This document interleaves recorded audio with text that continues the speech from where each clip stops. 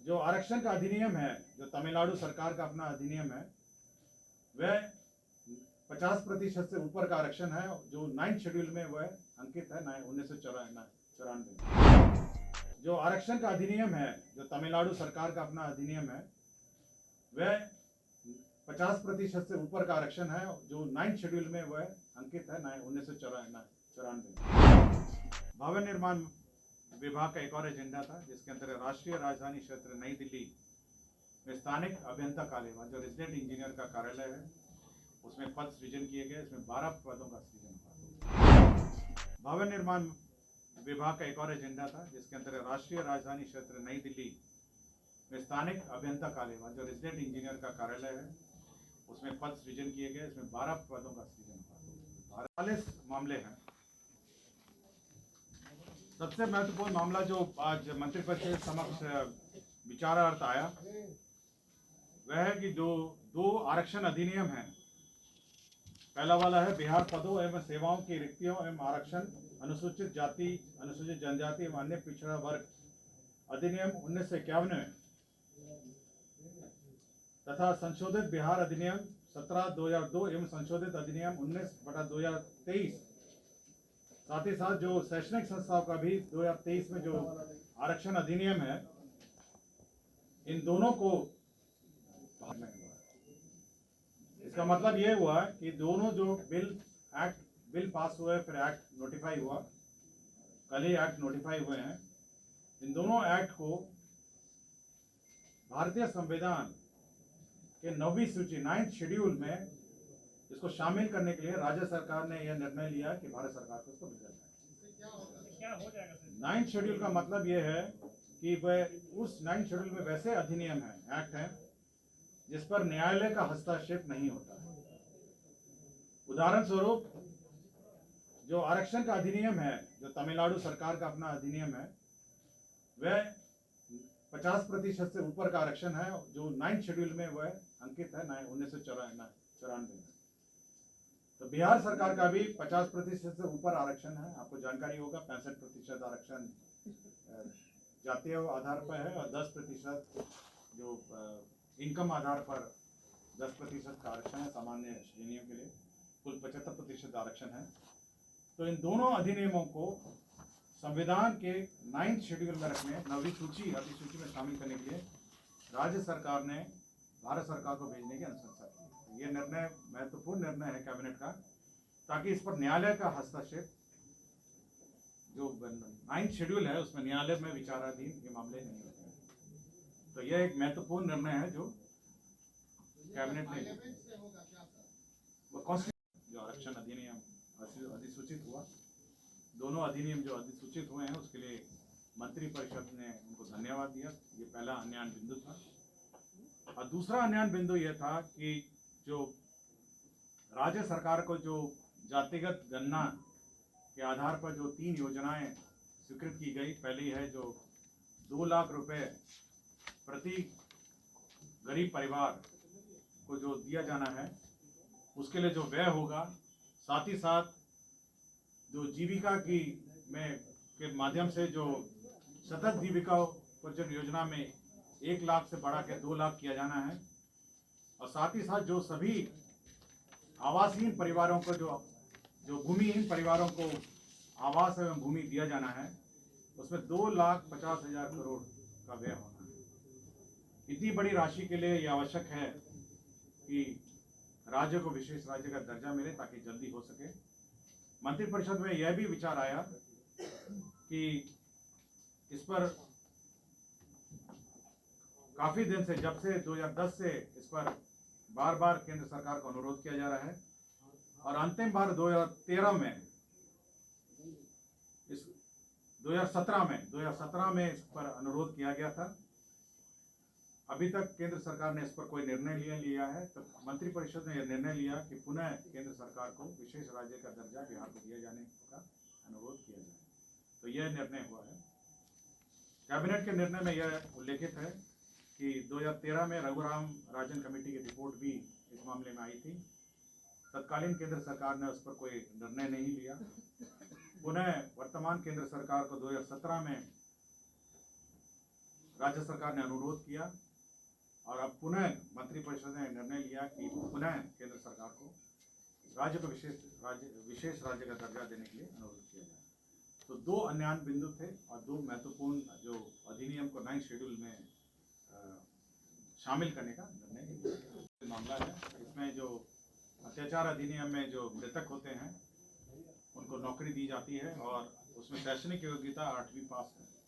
यदि 8वीं पास शैक्षणिक योग्यता नहीं भी हो तो उन्हें इस शर्त पर रिक्रूट कर लिया जाएगा कि वह 2 साल में अपनी शैक्षणिक जो स्तर है उसको सुधार करेंगे और उसके लिए एलिजिबल हो जाएंगे। मतलब वो छठा पास में रहेंगे तो हो जाएगा। हाँ, छठा पास हो जाएगा, लेकिन यह है कि वो अपना जो शैक्षणिक योग्यता है उसमें सुधार करेंगे, 2 साल में वो अपना अंडरटेकिंग करेंगे। उद्योग विभाग का एजेंडा था जिसमें मिसेस मरासा सरोवर प्रीमियर बोधगया में 5 स्टार होटल का प्रोजेक्ट क्लियरेंस दिया गया।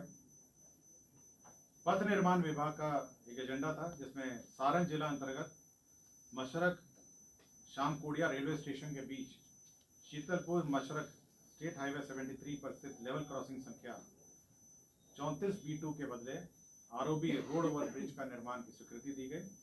इसमें 56 करोड़ 2 लाख का व्यय होगा। पिछड़ा वर्ग एवं अति पिछड़ा कल्याण वर्ग का एक एजेंडा था जिसमें जितने छात्रावास बन रहे हैं उनके प्रबंधन के लिए एक छात्रावास प्रबंधक का एक काडर सृजित किया गया जो इन छात्रावासों के प्रबंधन में कार्य करेंगे और सभी छात्रावासों को मेंटेन करेंगे। इसमें ये काडर क्रिएट किया गया, अभी तो काडर ही क्रिएट किया गया, जितने भी छात्रावास हैं छात्रावास के लिए पद क्रिएट किया गया। आपके भवन निर्माण विभाग का एक एजेंडा था ब्रज सिंह का तत्कालीन सहायक अभियंता राजेंद्र नगर अवर प्रमंडल पटना। इनको निगरानी का रिश्वत कांड में रंगे हाथ पकड़े गए थे और इनको दंड भी हो गया था। इनको सेवा से बर्खास्त किया गया। भवन निर्माण विभाग का एक और एजेंडा था जिसके अंतर्गत राष्ट्रीय राजधानी क्षेत्र नई दिल्ली में स्थानिक अभियंता कार्यालय जो रेजिडेंट इंजीनियर का कार्यालय है उसमें पद सृजन किए गए। इसमें 12 पदों का सृजन हुआ। भारत बिहार भवन जो दिल्ली में है उसमें इंजीनियरिंग कार्डर के 12 पद सृजित किए गए। भवन निर्माण विभाग का एक और एजेंडा था जिसमें गैर योजना मद में एक पद जो वास्तुविद है जो आर्किटेक्ट है उसका पद सृजित हुआ। आर्किटेक्ट का पद सृजित हुआ था। राजस्व एवं भूमि सुधार विभाग का एक प्रस्ताव था जिसमें गांधी मैदान मेट्रो रेल स्टेशन के लिए जमीन का हस्तांतरण हुआ। यह पर्यटन विभाग के दखल कब्ज में जमीन थी और ये 8 करोड़ 88 लाख 93 हजार रुपए के दर से जमीन मेट्रो रेल स्टेशन के लिए स्थानांतरण हुआ। राजस्व एवं भूमि सुधार विभाग का एक और एजेंडा था जिसमें सॉलिड वेस्ट मैनेजमेंट रूल्स 2016 के अनुपालन के लिए उसका प्रसंस्करण लैंडफिल साइट के लिए भूमि उपलब्ध कराने का निर्णय हुआ। निःशुल्क अंतर विभागीय हस्तांतरण। लोक स्वास्थ्य अभियंत्रण विभाग के अंतर्गत एक एजेंडा था जिसमें पंप ऑपरेटर एवं इलेक्ट्रीशियन के पूर्व सृजित पदों को अंचल स्तरीय पंप ऑपरेटर इलेक्ट्रीशियन में वर्णित पद सोपान अनुरूप संवर्ग पुनर्गठन का निर्णय लिया। इसमें 1 करोड़ 86 लाख 62 हजार रुपए की स्वीकृति। तो पंप ऑपरेटर एवं इलेक्ट्रीशियन का पद सृजन हुआ। विज्ञान एवं प्रौद्योगिकी विभाग का एक एजेंडा था जिसमें भोपाल जिला अंतर्गत स्थापित राजकीय अभियंत्रण महाविद्यालय गोपालगंज के निर्माण कार्य की पूर्व स्वीकृत योजना की लागत 73 करोड़ 13 करोड़ को बढ़ाकर 97 करोड़ 16 लाख 53 हजार रुपए ये रिवाइज एस्टिमेट सैंक्शन हुआ। विज्ञान प्रौद्योगिकी तकनीकी विभाग में सभी राजकीय अभियंत्रण महाविद्यालय पॉलिटेक्निक संस्थाओं में एक सोसाइटी बनाने का निर्णय लिया। तो हर कॉलेज का एक अपना सोसाइटी रहेगा जिसमें एक मैनेजमेंट सोसाइटी है, एक एग्जीक्यूटिव बॉडी होगी, जनरल बॉडी होगी जो उस अभियंत्रण विद्यालय का मैनेजमेंट देखेगा। वित्त विभाग ने सभी सरकारी कर्मी मंत्री सहित मोबाइल जो क्रय का दर मोबाइल फोन के दर में वित्त विभाग के एक और एजेंडा था जिसमें मैं आपको रेट बता दूंगा, वो सर्विस किस किस को क्या दर है, मैं रेट का सूची आपको उपलब्ध करा दूंगा। वित्त विभाग के का वैसे मामले जो 1/9/2005 के पूर्व अभ्यर्थी पुरानी पेंशन योजना में तैयार थे और 1/9/2005 के बाद बाद ज्वाइनिंग किए। एडवर्टाइजमेंट पुराना था लेकिन ज्वाइनिंग बाद में ये बार बार नई पेंशन योजना और पुरानी पेंशन योजना का कन्फ्यूजन रहा है। तो ये कहा गया कि जिस वर्ष में एडवर्टाइजमेंट था उस वर्ष का जो पेंशन योजना है पुरानी पेंशन योजना होगी तो पुरानी पेंशन योजना दी जाएगी। कौन सा वित्त विभाग का था एजेंडा नंबर 14 में जो 1/9/2005 के बाद तो न्यू पेंशन स्कीम थी, लेकिन बहुत सारे मामले थे जैसे पुरानी पेंशन योजना के अवधि में एडवर्टाइजमेंट निकला लेकिन ज्वाइनिंग बाद में किए तो पुरानी पेंशन योजना। तकनीकी शिक्षा विभाग में अररिया जिला में स्थापित फनेश्वर नाथ रेणु अभियंत्रण महाविद्यालय अररिया का जो एस्टिमेट था 73 करोड़ 13 लाख से बढ़ाकर 98 करोड़ 57 लाख बढ़ा दिया गया है। तो यह रिवीजन ऑफ एस्टिमेट हुआ है। विज्ञान एवं प्रौद्योगिकी विभाग के अंतर्गत गया अभियंत्रण महाविद्यालय में आर्किटेक्चर कोर्स आरंभ किया गया, बैचलर ऑफ आर्किटेक्चर। इसमें 14 शैक्षणिक पदों का सृजन हुआ। एक प्राध्यापक हैं, सह प्राध्यापक 3, सहायक प्राध्यापक 10। तो एक बैचलर ऑफ आर्किटेक्चर है जो गया में सृजित हुआ। वित्त विभाग का ये सभी कर्मचारियों के लिए सूचना है कि जो डीए दर है 42 से बढ़ाकर 46% कर दिया गया है। तो 42 कौन सा डीए वाले में बचत कार्यालय है, उसमें वर्तमान पदस्थापित कार्यरत लिपिक कार्यालय परिचारियों को जिला संभालने जो 19 लोग हैं जो राष्ट्रीय बचत कार्यालय में पदस्थापित थे, अब राष्ट्रीय बचत कार्यालय बंद कर दिया गया है तो उनका समायोजन अब जिला भर में कर दिया गया है।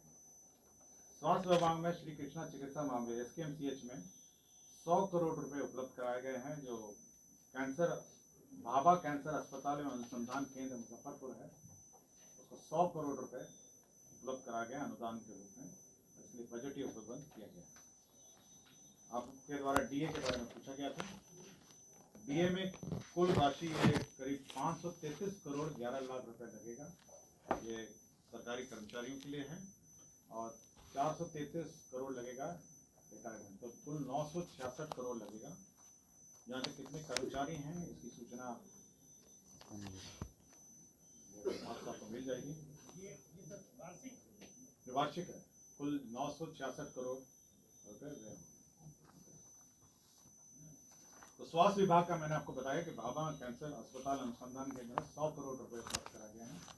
ये डिजिटल नीति का सबसे बड़ा कैंसर रिसर्च इंस्टीट्यूट होगा और आपको जानकारी होगी ऑलरेडी संचालित है। इसके अतिरिक्त इक्विपमेंट और सामान के लिए पूर्व का प्रस्ताव था जिसमें 1015 स्वास्थ्य उपकेंद्र एवं 228 अतिरिक्त स्वास्थ्य केंद्र। वैसे जहाँ 86 प्रखंड सामुदायिक स्वास्थ्य केंद्र निर्मित नहीं है वहाँ निर्माण NHM द्वारा निर्माण किए जाने वाले 50 सामुदायिक स्वास्थ्य केंद्र के निर्माण के लिए अतिरिक्त अन्य कार्य मॉडल प्राकलन के आधार पर योजना की प्रशासनिक स्वीकृति दी गई थी। उसमें केवल स्वरूप पर भी परिवर्तन किया गया। पहले नबार्ड ऋण से बनाया गया था, केवल उसके हेड जो है जिस वैसे व्यय होगा, अब 7 निश्चय के अंतर्गत ये व्यय होगा, केवल नबार्ड से हटाकर इसको 7 निश्चय का जो हेड है वित्तीय हेड है उसमें परिवर्तन किया गया। 50 बनने हाँ 1015 स्वास्थ्य केंद्र उपकेंद्र हैं, 228 अतिरिक्त स्वास्थ्य केंद्र हैं और वैसे 86 प्रखंड हैं जहाँ सामुदायिक स्वास्थ्य केंद्र निर्मित नहीं है। इनका निर्माण एवं NHM द्वारा निर्माण किए जाने वाले 50 सामुदायिक स्वास्थ्य केंद्र। तो इनमें वही है कि आपके मॉडल प्राकलन पर निर्माण किए जाने हैं, केवल हेड का चेंज हुआ है। सामान्य प्रशासन विभाग में अंचल द्विवेदी न्यायिक दंडाधिकारी से अपर मुंसिफ सारण है, छपरा है। ये माननीय उच्च न्यायालय के आलोक में इनको सस्पेंड किया गया था, बर्खास्त किया गया था, पुनः इनकी सेवा बहाल माननीय उच्च न्यायालय के आलोक। सहकारिता विभाग में जो पद थे पद को चिन्हित किया गया है, पद में परिवर्तन नहीं किया गया है, पद यथावत हैं, कुल संख्या भी यथावत है, केवल जो पद हैं उन्हें चिन्हित किया गया है ताकि जो प्रमोशन का मामला अभी चालू प्रमोशन का मामला चल रहा है उसमें यह सुगम हो, इसलिए केवल वर्तमान सृजित पद स्वीकृत पदों को बिना नया पद सृजित किए आंशिक पदों को उत्क्रमित कर सहकारिता प्रसाद पदाधिकारी संवर्ग नियमावली 2014 के नियम 3(1) में निर्धारित विभिन्न कोटि के पदों में पुनर्धारण या चिन्हितकरण किया गया है। विज्ञान एवं प्रौद्योगिकी और तकनीकी शिक्षा विभाग में कंसल्टेंसी पॉलिसी का अनुमोदन किया गया, परामर्श नीति। इसमें जो हमारे इंजीनियरिंग कॉलेज में जो हमारे प्रोफेसर हैं, असिस्टेंट प्रोफेसर, असिस्टेंट प्रोफेसर हैं, वो विभिन्न संस्थाओं का कंसल्टेंसी असाइनमेंट ले सकेंगे और कुछ राशि संस्थाओं को मिलेगी और कुछ राशि जो कंसल्टेंसी कर रहे हैं उन लोग को, तो कुछ मामला में 30% कंसल्टेंसी करने वाले कर्मियों को मिलेगी और 70% संस्था को मिलेगी और कुछ में 60 और 40 का रेशो है। बहुत बड़ी योजना की स्वीकृति दी है, इसमें 3600 बसों के लिए लाभुकों को बस के क्रय की स्वीकृति दी है। 3600 बस, इसमें 5 लाख प्रति बस पर अनुदान दिया जाएगा और 7 बसें हैं प्रति प्रखंड, 7 बस प्रति प्रखंड है। 3600 बस टूल होगा और 180 करोड़ रुपए इसके अंतर्गत स्वीकृत किए गए। इसमें मैं बता देता हूँ कि ये बस स्वीकृत होंगे। अभी तो छोटी छोटी गाड़ियाँ थी, हाँ, तो अभी तो ये बस होगी जो 5 लाख रुपए प्रति बस होगी। 3600 बसें स्वीकृत होंगी और प्रत्येक प्रखंड में जो 7 लाभुक होंगे उसमें 2 अनुसूचित जाति वर्ग के होंगे, 2 अत्यंत पिछड़े वर्ग के होंगे, 3 एक पिछड़ा वर्ग का होगा, 1 अल्पसंख्यक का होगा और 1 लाभुक सामान्य वर्ग का होगा। 7 लोग होंगे, 7 में 2 अनुसूचित जाति, 2 अत्यंत पिछड़ा वर्ग, 1 पिछड़ा वर्ग, 1 अल्पसंख्यक और 1 सामान्य वर्ग के लाभुक होंगे। तो 7 लोग होंगे। तो 7 लोग एक प्रखंड के और कुल 3610 होंगे। एक और मामला था, जहानाबाद जिला के अंतर्गत है। ये केवल एक पुराना मामला 1987 का था, जिसमें जमीन बदलैन का मामला था। कुछ लोग इस जो रैयत हैं उनकी जमीन पे बस गए थे। बाद में सरकार ने निर्णय लिया कि जो बस गए हैं उनको बंदोबस्त कर दिया जाए। ये उग्रवाद प्रभावित क्षेत्र था उस वक्त, और जिस पर जो वर्तमान रैयत हैं जिनकी जमीन थी सरकारी भूमि पर बस गए थे, तो अब ये निर्णय लिया है कि अब जो सरकारी जमीन पर बस गए हैं 36 डेसिमल गृह और मौजूदा मालिक भूमि है। बच्चू सिंह है, पिता स्वर्गीय रामविलास सिंह, ललन सिंह है, पिता स्वर्गीय सुखदेव सिंह, और उपेंद्र सिंह है, पिता स्वर्गीय सत्यनारायण सिंह। इनको बंदोबस्त कर दिया गया। उद्योग विभाग द्वारा बिहार की लॉजिस्टिक पॉलिसी स्वीकृत कर दी गई है। इस लॉजिस्टिक पॉलिसी के अंतर्गत जो हमारे लॉजिस्टिक पार्क हैं उसके लिए अनुदान की स्वीकृति दी गई है। साथ ही साथ मैं सारे कंपोनेंट पढ़ देता हूँ किस किस मामलों में दी गई है। लॉजिस्टिक यूनिट्स के लिए दी गई है, मल्टी मॉडल लॉजिस्टिक पार्क के लिए दी गई है।